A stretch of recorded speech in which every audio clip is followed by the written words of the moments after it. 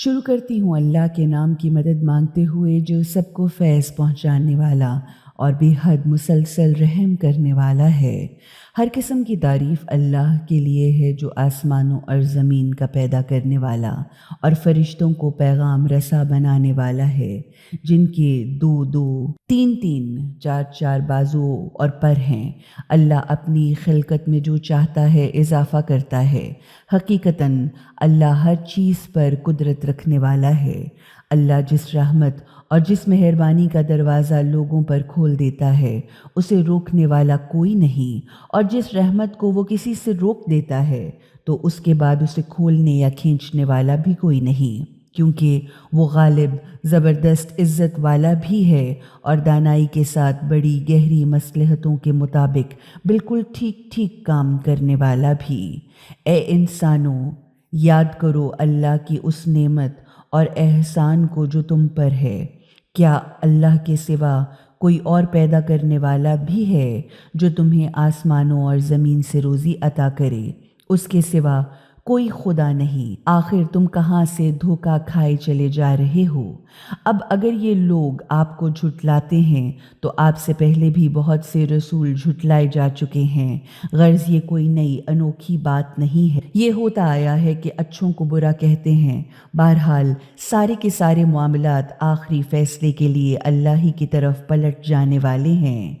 ए इंसानों, हकीकतन अल्लाह का वादा बिल्कुल सच्चा है, तो ये दुनिया की ज़िंदगी कहीं तुम्हें धोखे में न डाल दे, और ना वो बड़ा फरेबिया धोखेबाज इब्लीस तुम्हें अल्लाह के बारे में धोखा देकर चोट न दे जाए। हकीकत तो ये है कि शैतान तुम्हारा दुश्मन है, इसलिए तुम भी उसे अपना दुश्मन ही समझो। वो अपनी जमात सिर्फ इस बात के लिए बुलाता और बनाता है ताकि वो किसी न किसी तरह दोज़ख वाले बन जाएं। गर्ज जो लोग कुफ्र व इनकार की राह इख्तियार करेंगे उनके लिए सख्त तरीन सज़ा, और जो खुदा और रसूल को दिल से मानेंगे और अच्छे नेक काम करेंगे उनके लिए गुनाहों से माफ़ी, ढांप लेने वाली खुदा की रहमत और बहुत बड़ा अज्र व सवाब है। तो क्या ऐसे इंसान की गुमराही की कोई हद हो सकती है जिसका बुरा काम ही उसके लिए उसकी खूबसूरती और दिल आवेज़ी बना हुआ है और वो उसे बहुत ही अच्छा काम समझ रहा है? गर्ज हकीकत ये है कि अल्लाह जिसे चाहता है गुमराही में छोड़ देता है। मालूम हुआ कि अल्लाह ऐसे ही गुमराहों को जो अपनी बुराइयों को अपनी सबसे बड़ी खूबी समझते हैं गुमराही में छोड़ दिया करता है, और जिसे चाहता है सीधा रास्ता दिखाकर मंजिल मकसूद तक पहुंचा देता है। मालूम हुआ कि जो अपनी बुराई को बुराई समझकर अपनी इस्लाह की कोशिश करते हैं खुदा उनको हिदायत की दौलत से नवाजता है। लिहाजा आप सल्लल्लाहु अलैहि वसल्लम उनके ऊपर अफसोस करने में अपनी जान न घुलाएं, क्योंकि वो जो कुछ भी कर रहे हैं खुदा उसको खूब अच्छी तरह से जानता है, इसलिए कि वो अल्लाह ही तो है जिसने हवाओं को भेजा तो वो बादल को हरकत में लाती हैं, फिर हम उसे किसी मुर्दा उजड़ी हुई बस्ती की तरफ ले जाते हैं। इस तरह उस ज़मीन को उसके मुर्दा हो जाने के बाद जिंदा कर देते हैं। इसी तरह क़यामत में मुर्दों को उठाया जाएगा। मरे हुए इंसानों का जी उठना भी इसी तरह होगा। अब जो कोई इज़्ज़त चाहता है तो सारी की सारी तो इज़्ज़त अल्लाह की है, इसलिए सिर्फ खुदा की इताअत ही के ज़रिए इज़्ज़त हासिल की जा सकती है। उसके यहाँ जो चीज़ बुलंद होती है वो सिर्फ अच्छी अच्छी बातें या कौल की पाकीज़गी है, फिर अच्छा अमल उसको बुलंद करता है।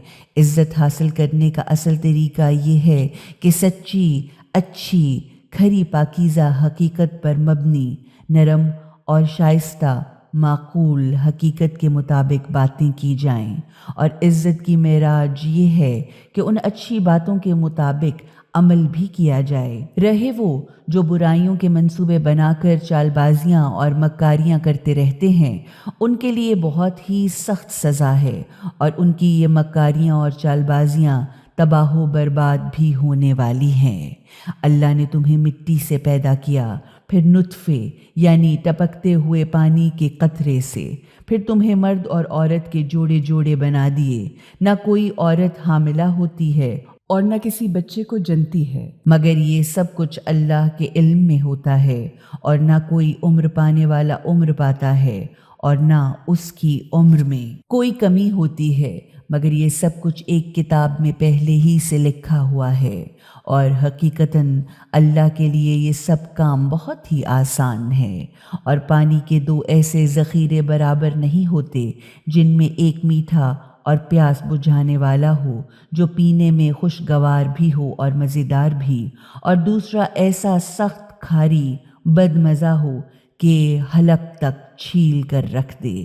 پھر کتنی عجیب بات ہے کہ تم ان دونوں نمکین اور میٹھے پانیوں سے تر و تازہ مزیدار گوشت بھی کھاتے ہو اور پہننے کے لیے زیور بھی نکالتے ہو، اور اسی پانیوں میں تم دیکھتے ہو کہ کشتیاں اس کا سینہ چیرتی چلی جاتی ہیں تاکہ تم خدا کے فضل و کرم سے روزی تلاش کرو اور تاکہ شاید تم خدا کے شکر گزار بن جاؤ۔ نیز یہ کہ وہ خدا رات کو دن کے اندر اور دن کو رات کے اندر پروتا نکالتا ہوا لے آتا ہے، اور اس نے چاند اور سورج کو اس طرح قابو کر رکھا ہے کہ ان میں سے ہر ایک مقررہ وقت تک چلے ہی چلا جا رہا ہے۔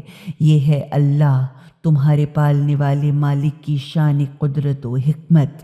نیز اس سے یہ معلوم ہوا کہ ساری کی ساری بادشاہی، حکومت، سلطنت اور ملکیت اسی خدا کی ہے، اور اسے چھوڑ کر جن دوسروں کو تم پکارتے ہو وہ ایک کھجور کی گٹھلی کے اوپر کی پتلی سی جھلی جیسے حقیر اور معمولی سی چیز کے بھی مالک نہیں۔ اگر تم انہیں پکارو گے تو وہ تمہاری پکار کو سن بھی نہیں سکتے، اور اگر سن بھاگیں تو ان کا تمہیں کوئی جواب تک نہیں دے سکتے، یعنی تمہارے سوال کو پورا بھی نہیں کر سکتے، اور قیامت کے دن تو وہ اس بات تک کا انکار کر بیٹھیں گے کہ تم نے ان کو خدا کا شریک بنایا تھا۔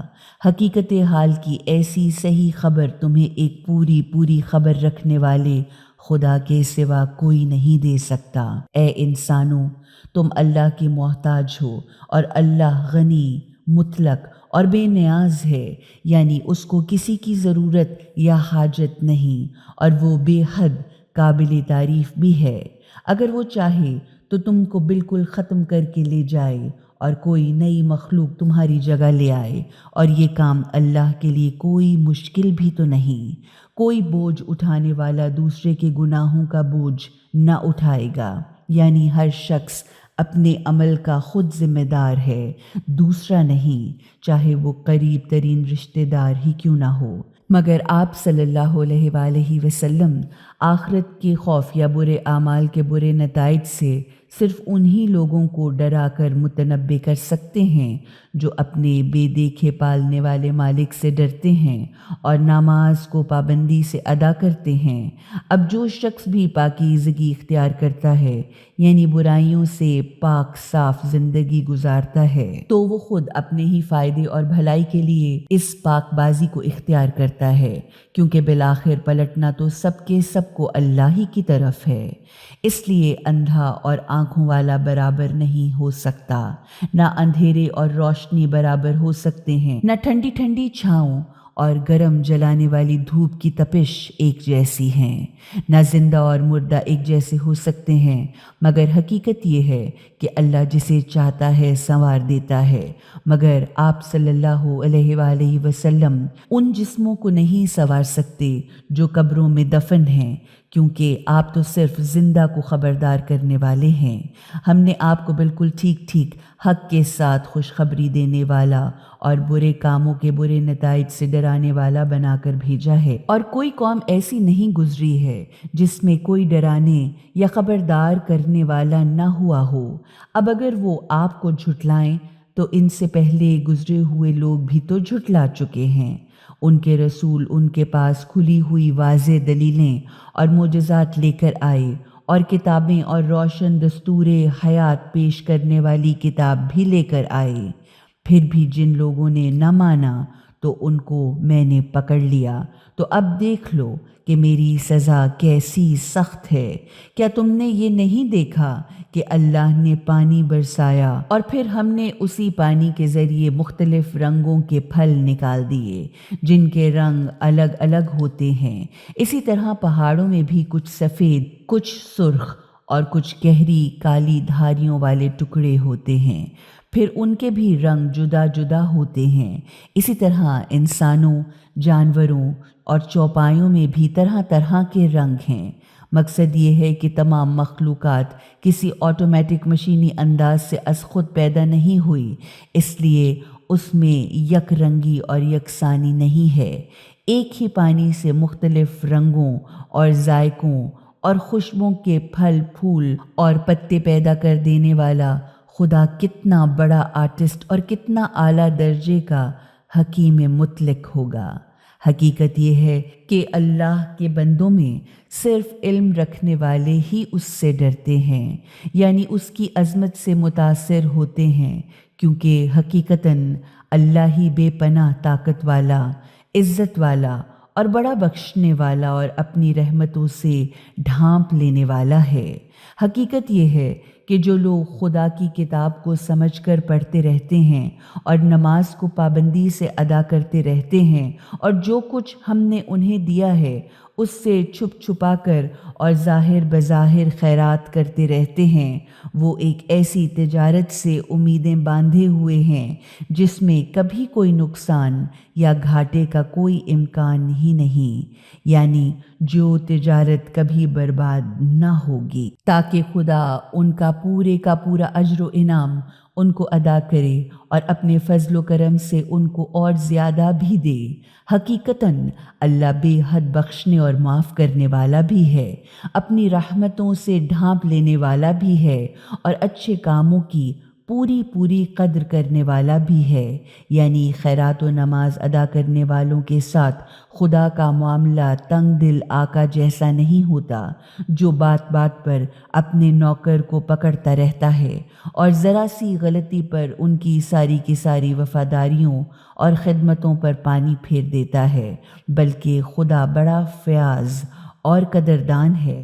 اور ہم نے جو کتاب آپ صلی اللہ علیہ وآلہ وسلم کی طرف بذریعہ وحی بھیجی ہے وہ سراسر حقیقت ہے یا حق ہی حق ہے، جو تصدیق کرتی ہوئی آئی ہے ان کتابوں کی جو اس سے پہلے آئی تھی۔ حقیقتاً اللہ اپنے بندوں کے حال سے پوری طرح باخبر ہے اور ہر چیز پر نگاہ رکھنے والا ہے۔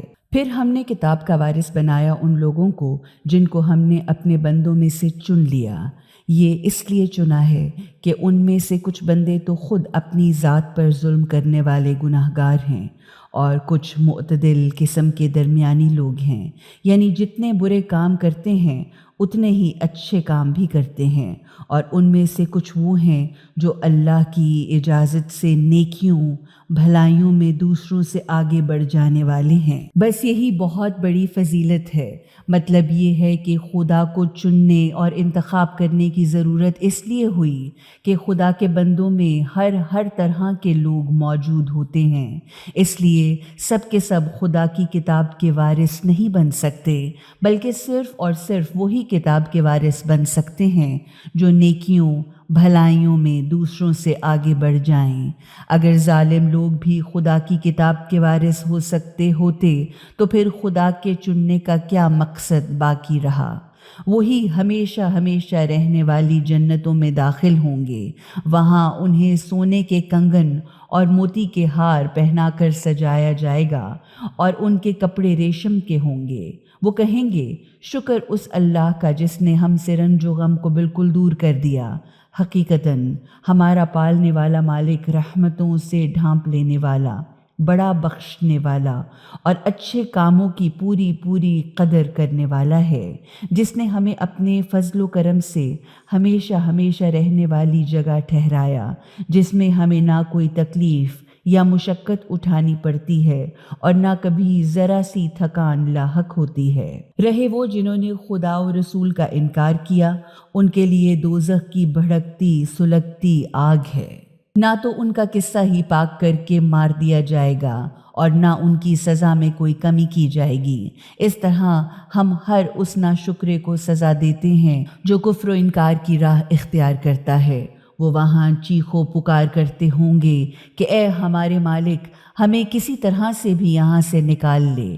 اب ہم اچھے اچھے کام کریں گے، ان کاموں سے مختلف جو ہم پہلے کیا کرتے تھے۔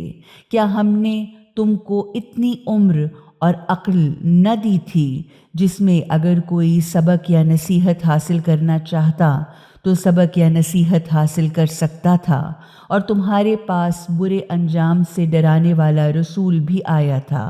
غرض اب تم اپنے کفر و انکار کا مزہ چکھو۔ ظالموں کا کوئی مددگار نہیں ہوا کرتا۔ اس میں کوئی شک نہیں کہ اللہ آسمانوں اور زمین کی ہر چھپی ہوئی چیز کا جاننے والا ہے، بلکہ حقیقتاً وہ تو سینوں اور دلوں کے اندر کے چھپے ہوئے رازوں تک سے واقف ہے۔ اسی نے تم لوگوں کو زمین پر اگلے والوں کی جگہ پیدا کیا ہے، یا تمہیں زمین میں اپنی طرف سے تصرف کے اختیارات دیے ہیں۔ اب جو کوئی بھی کفر و انکار کا راستہ اختیار کرتا ہے، اس کے کفر و انکار کا وبال اور نقصان خود اسی کو اٹھانا پڑتا ہے، یعنی اس کے کفر سے خود اسی کو نقصان پہنچے گا، اور کافروں منکروں کو ان کا کفر و انکار اس کے سوا کچھ نہیں بڑھاتا کہ ان کے پالنے والے مالک کی ناراضگی اور غیظ و غضب ان پر اور زیادہ بڑھتا اور بھڑکتا چلا جاتا ہے۔ غرض کافروں کے پاس نقصان میں اضافے پر اضافے کے سوا اور کچھ نہیں بڑھتا۔ آپ ان سے کہیے، کیا تم نے اپنے بنائے ہوئے خدا کے شریکوں پر غور بھی کیا ہے جنہیں تم اللہ کے سوا خدا سمجھ کر پکارتے رہتے ہو؟ مجھے دکھاؤ تو صحیح کہ آخر انہوں نے زمین میں کیا چیز پیدا کی، یا ان کی آسمان میں کیا شرکت ہے، یا ہم نے انہیں کوئی تحریر یا کتاب دی ہے جس کی بنا پر یہ لوگ اپنے شرک کے لیے کوئی صاف دلیل یا سند رکھتے ہیں؟ نہیں، بلکہ یہ ظالم لوگ ایک دوسرے کو دھوکے پہ دھوکا اور جھانسے پہ جھانسا دیے ہی چلے جا رہے ہیں۔ حقیقت یہ ہے کہ اللہ ہی وہ ہے جو آسمانوں اور زمین کو اپنی جگہ سے ہٹ جانے سے روکے اور تھامے ہوئے ہے۔